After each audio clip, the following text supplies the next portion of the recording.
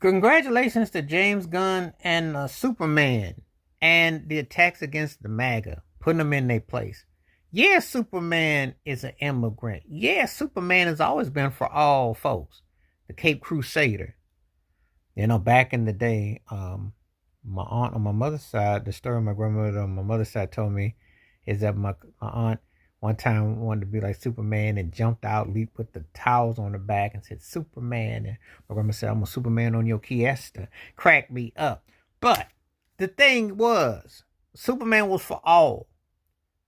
Even though growing up with Christopher Reeve and the imagery, Clark Kent, it was created for all. And that it was gonna protect all. Richard Pryor was in the Superman. Where was Ronald Reagan's protest back in 82, 83 with that? I don't recall that. But this mega loonies are out here crying over a character because it says immigrant. Well, duh. Most people. Let me explain for the dumb in the back and the dumb in the front and the dumb in the side. It is the United States of America, not the States of America. Because people migrated from different places to build the United States.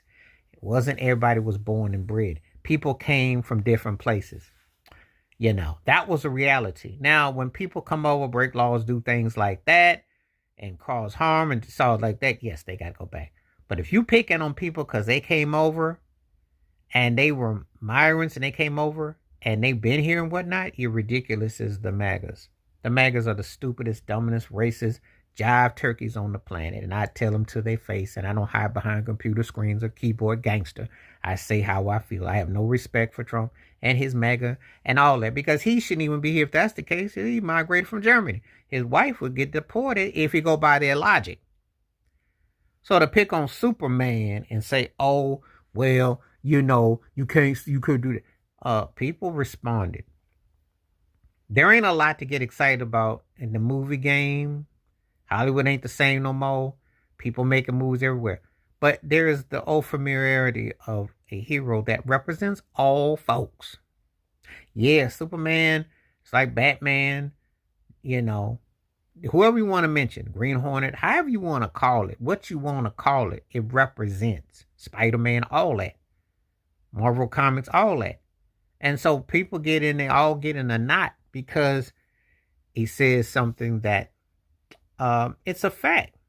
We didn't even think about it like that because it was representing all walks of life. So now you don't want it to represent all walks of life because he said that. And then old whack Dean Cain, his non-talent